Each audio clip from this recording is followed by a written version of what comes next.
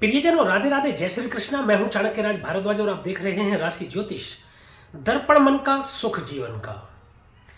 प्रियजनों, मासिक राशिफल में अप्रैल 2024 के राशिफल की चर्चा करते हुए आज जिस राशि के विषय में हम बात करेंगे प्रियजनों, वह है सिंह राशि। तो प्रियजनों, मेरे साथ बने रहिएगा आप अंत तक, क्योंकि सिंह राशि के जातकों के विषय में मैं विस्तार से चर्चा करूंगा अप्रैल 2024 की। और वीडियो के अंत में कुछ प्रभावशाली उपाय भी मैं बताऊंगा जिनके माध्यम से आप ग्रहों की अशुभता से बच सकते हैं। तो चलिए प्रियजनों, शुरू करते हैं। और सर्वप्रथम शुरू करेंगे हमेशा की तरह हम गुरु से। गुरु का देखें तो गुरु आपके भाग्य स्थान में गोचर कर रहे हैं। नवम भाव धर्म का भाव, धार्मिक यात्राओं का भाव है। बड़े भाई बहन का विचार यहां से किया जाता है, भाग्य का विचार यहां से किया जाता है। देवगुरु बृहस्पति का नवम भाव में होना अत्यंत शुभ फलदायी बताया गया है। धार्मिक हो जाएंगे आप, धार्मिक यात्राएं आपकी हो सकती हैं। ज्योतिष की तरफ रुझान आपका बढ़ेगा। ज्योतिष की पुस्तकें पढ़ना, ज्योतिष संबंधित वीडियो आदि देखना, यह आपके स्वभाव में आ जाएगा। अभी देखिए, देवगुरु बृहस्पति सौर मंडल का सबसे बड़ा ग्रह होते हुए विस्तार करते हैं। विस्तार करने के लिए देवगुरु बृहस्पति जाने जाते हैं। इनकी पहली ही पंचम दृष्टि जो पड़ेगी आपके लगन में पड़ेगी। लगन कौन? लगन प्रियजनों, लगन आप खुद हो जाते हैं। यानी कि यह समझ लीजिए कि देवगुरु बृहस्पति की आप पर दृष्टि पड़ रही है तो आपका स्वभाव देवगुरु बृहस्पति की तरह ही संतों वाला हो सकता है। विवाह के योग बनाते हैं, प्रेम विवाह के प्रबल योग बनते हैं, संतान प्राप्ति के भी प्रबल योग बनते हैं। सप्तम दृष्टि से यह तृतीय भाव को देखेंगे। तृतीय भाव पराक्रम का भाव है।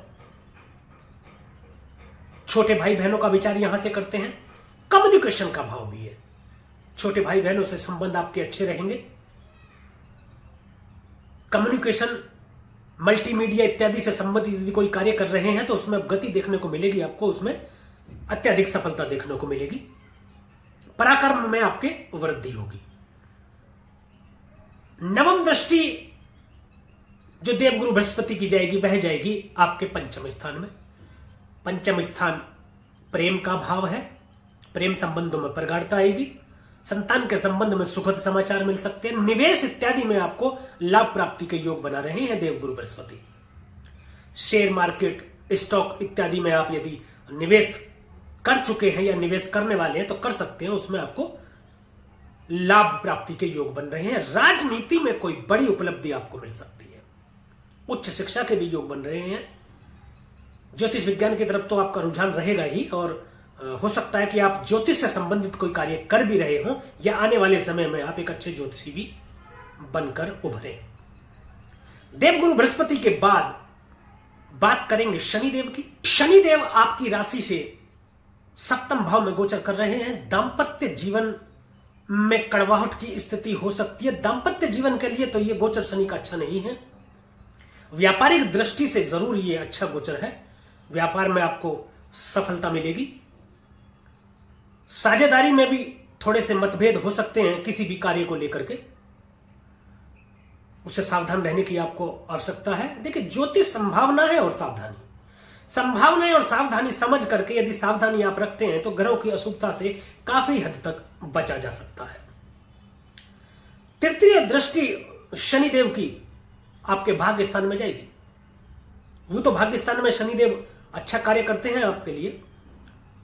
अब गुरु भी वहां पर विराजमान है तो भी आपके लिए एक अच्छा समय रहेगा शनि के गोचर का। भाग्य में बढ़ोतरी गुरुदेव यहां पर विराजमान होकर के कर रहे हैं। उसी तरीके से शनिदेव भी आपके लिए अच्छा ही करेंगे। धार्मिक यात्राएं जरूर होंगी आपकी, लेकिन यात्राओं में आपको ध्यान रखने की जरूरत है। कहीं चोट चपेट की स्थिति आपको बन सकती है। सप्तम दृष्टि लगन में जाएगी। लगन में गुरुदेव की भी दृष्टि है। देवगुरु बृहस्पति और शनिदेव की संयुक्त दृष्टि होने के चलते ज्यादा तो कुछ नुकसान नहीं होगा। देखिए, कोई भी ग्रह अपना व्यक्तित्व नहीं छोड़ता। गुण, धर्म और व्यक्तित्व के आधार पर वह फल देता है। तो शनि अपने स्वभाव के जैसे ही फल देंगे आपको।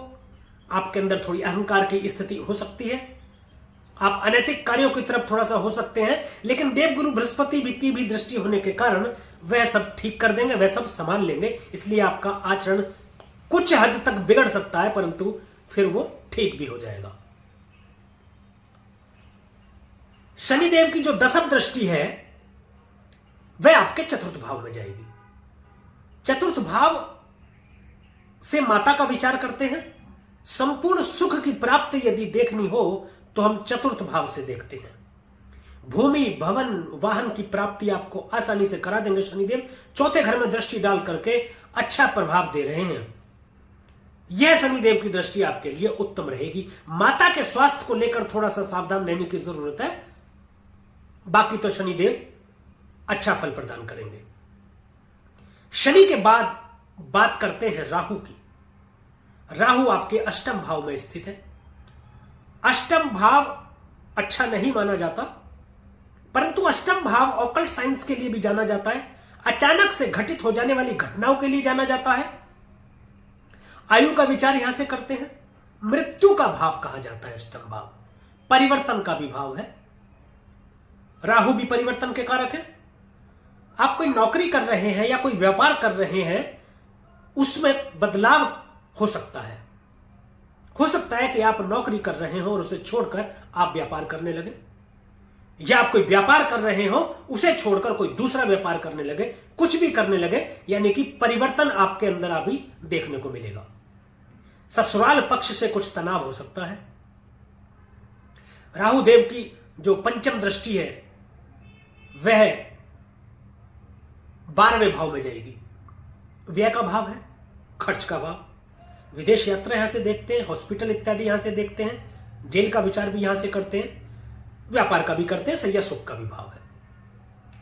किसी की तीसरे की एंट्री हो जाने की वजह से आपके दांपत्य जीवन में मतभेद हो सकते हैं।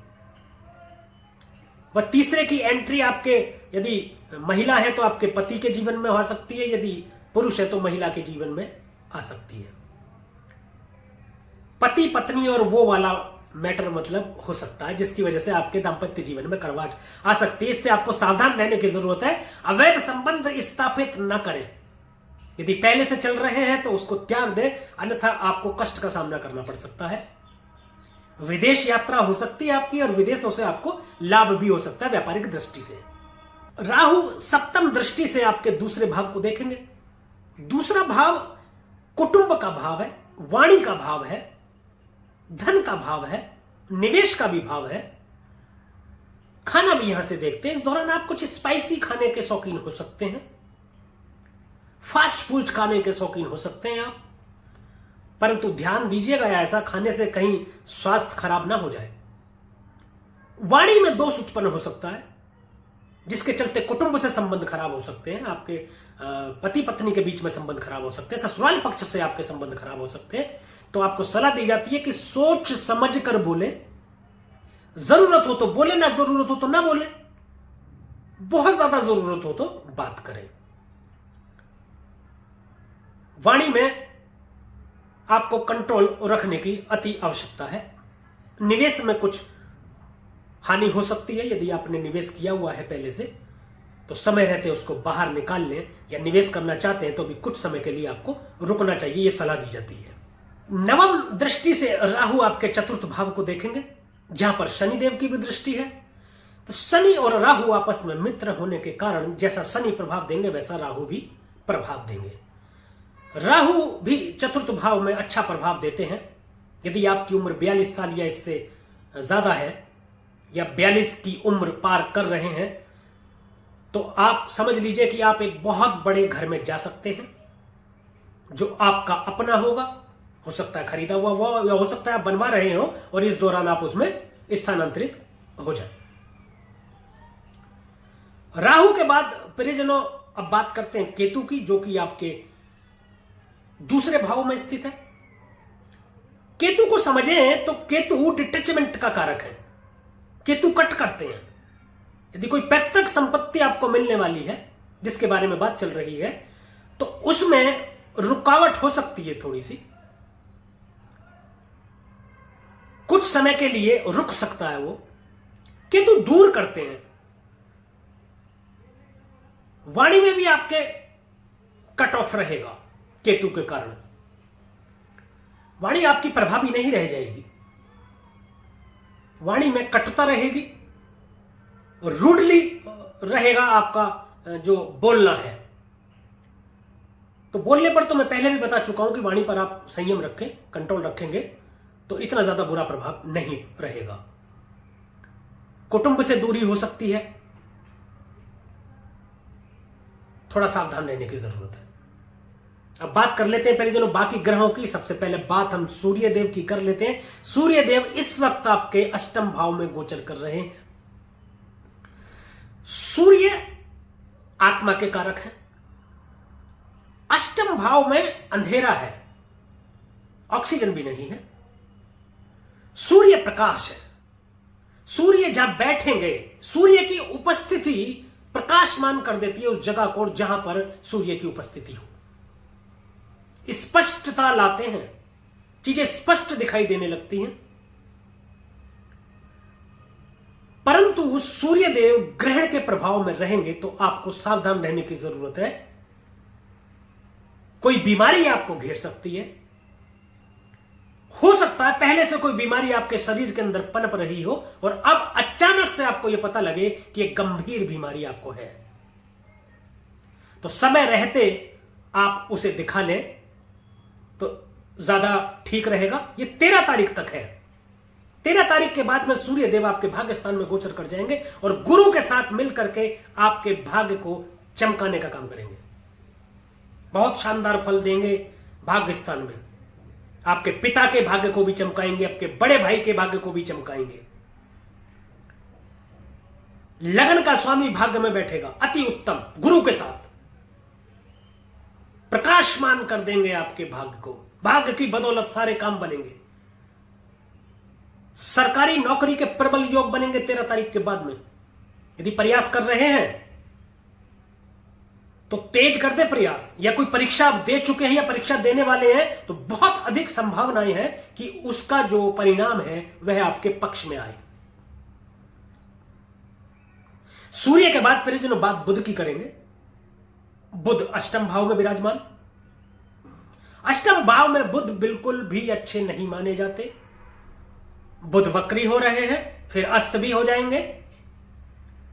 किसी चरित्रहीन महिला के द्वारा झूठा या सच्चा आरोप लगने के कारण आपको जेल भी जाना पड़ सकता है। अत्यधिक सावधानी बरतने की जरूरत है। एक तो अष्टम भाव, दूसरा राहु के साथ बुध का होना कतई अच्छा नहीं है। डॉक्यूमेंटेशन, पत्र व्यवहार में आपको सावधानी बरतने की जरूरत है। खास तौर से आप किसी कंपनी के बॉस हैं या मालिक हैं, अपने किसी कर्मचारी का डिमोशन या प्रमोशन करते वक्त बहुत सूझबूझ से काम लेने की जरूरत है और चेक्स इत्यादि पर सोच समझकर साइन करें। साइन करते वक्त आपको सावधानी बरतने की जरूरत है, अन्यथा किसी मुसीबत में आ सकते हैं, कष्ट का सामना करना पड़ सकता है। और वाणी पर तो आपको मतलब ध्यान रखना ही है कि वाणी में दोष उत्पन्न आपके रहेगा, राहु के रहते हुए भी, और अष्टम भाव में बुध है उसके लिए भी। अष्टम भाव में रहते हुए दूसरे भाव में दृष्टि डाल रहे हैं तो उससे भी आपको वाणी पर तो ध्यान देना ही होगा। बुध के बाद प्रियजनों बात शुक्र की करेंगे। शुक्र भी अष्टम भाव में गोचर कर रहे हैं। शुक्र थोड़ा अच्छा प्रभाव देंगे। अचानक से कोई बहुत बड़े धन की प्राप्ति हो सकती है प्रियजनों, वह धन जो आपने कमाया नहीं है। अष्टम भाव ऐसे ही धन प्राप्ति के लिए जाना जाता है जो आपने कमाया नहीं है, और बहुत बड़े धन प्राप्ति के लिए जाना जाता है। पुराने जमाने में कहा करते थे कि गड़ा हुआ धन, अब गड़ा हुआ धन तो नहीं मिलता, लेकिन कुछ ऐसी संपत्ति या प्रॉपर्टी या धन हो सकता है जो आपके बड़े बुजुर्ग या कोई आपके नाम पर छोड़ गए हो और अचानक से फिर अब आपको पता चले कि वो तुम्हारे नाम पर ये प्रॉपर्टी या ये धन है जो आपको मिल रहा है। इसकी बहुत अधिक संभावना है। शुक्र के बाद बात मंगल की, सप्तम भाव में स्थित है। कहा जाता है कि जब मिले शनि और मंगल तो होगा दंगल ही दंगल। बहुत अधिक सावधानी बरतने की जरूरत है दाम्पत्य जीवन में। ये पूरे अप्रैल आपको बहुत अधिक सावधानी रखने की जरूरत है। दोनों लोगों को बहुत संयम से काम लेने की जरूरत है, अन्यथा स्थिति बहुत खराब हो सकती है। दाम्पत्य जीवन की साझेदारी बिगड़ सकती है, जिससे व्यापार में हानि हो सकती है। इसमें आपको ध्यान देने की बहुत अधिक जरूरत है। मंगल की पहली चतुर्थ दृष्टि दसम भाव में जाएगी, आपके कर्म भाव में। कार्यस्थल पर अधिक एनर्जी रहेगी आपकी, परंतु अत्यधिक एनर्जी के चलते कार्य में थोड़े व्यवधान भी आ सकते हैं, सावधान रहें। सप्तम दृष्टि लगन में जाएगी, अत्यधिक क्रोध की स्थिति बन सकती है आपके अंदर, बहुत सावधान रहें, जो आपके लिए नुकसानदायक हो सकती है। अष्टम दृष्टि धन भाव में है, अगेन वाणी में दोष के चलते कुटुंब से दूरी या कुटुंब से परेशानी। निवेश में तो आपको फायदा हो सकता है, प्रॉपर्टी इत्यादि से आपको लाभ मिल सकता है, परंतु वाणी पर ध्यान रखें। देखिए, वाणी हमारे जीवन में एक बहुत महत्वपूर्ण भूमिका निभाती है, क्योंकि वाणी से ही अपने पराये हो जाते हैं और वाणी से ही पराये अपने भी हो जाते हैं। वाणी से ही व्यापार अच्छा भी हो जाता है और वाणी से ही व्यापार बुरा भी हो जाता है। तो वाणी पर तो सभी को ध्यान देना चाहिए और सोच समझकर बोलना चाहिए। तो प्रियजनों, ये था अप्रैल 2024 का राशिफल सिंह राशि वालों के लिए। अब बात कर लेते हैं कुछ उपाय कि आपकी राशि के स्वामी सूर्य देव हैं। सूर्य को प्रतिदिन आप तांबे के लोटे में जल भरकर 11 बार गायत्री मंत्र बोलकर जल दें, और यह आपको सूर्योदय के 1 घंटे के भीतर भीतर करना है। गणेश जी की आराधना करें, हनुमान चालीसा का पाठ करें, तो पूरे माह आपको शुभ फलों की प्राप्ति होती रहेगी। आज के लिए, अभी के लिए बस इतना ही प्रियजनों।